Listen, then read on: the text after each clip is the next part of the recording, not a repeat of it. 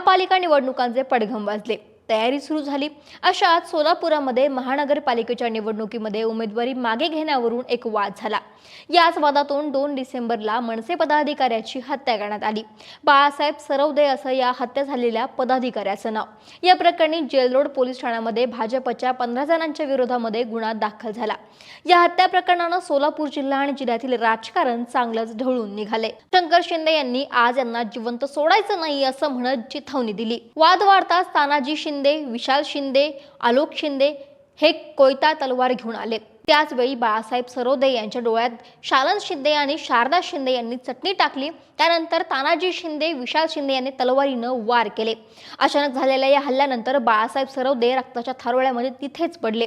मात्र आता मनसे पदाधिकाऱ्याच्या हत्येप्रकरणी सर्व फरार असणाऱ्या 11 आरोपींना पोलिसांनी बेड्या ठोकल्यात आणि हत्येनंतर फरार असलेल्या माजी नगरसेवक शालन शिंदे यांचे पती शंकर शिंदेसह 11 आरोपींना पोलिसांनी अटक केली आहे. दरम्यान बाळासाहेब सरवदेंच्या हत्येनंतर आज मनसे नेते अमित ठाकरे यांनी सोलापुरामध्ये सरवदे कुटुंबियांची भेट घेतली होती. दरम्यान सरवदे कुटुंबाच्या भेटीनंतर अमित ठाकरे यांनी भाजपला खडे बोल सुनावले होते.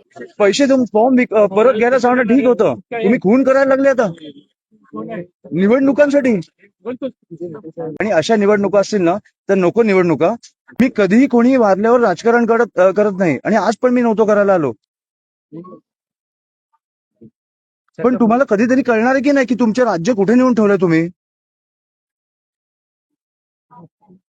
मला वाटतं आपल्या सगळ्यातला एक माणूस जागा झाला पाहिजे आणि ह्या गोष्टींचा विचार केला पाहिजे.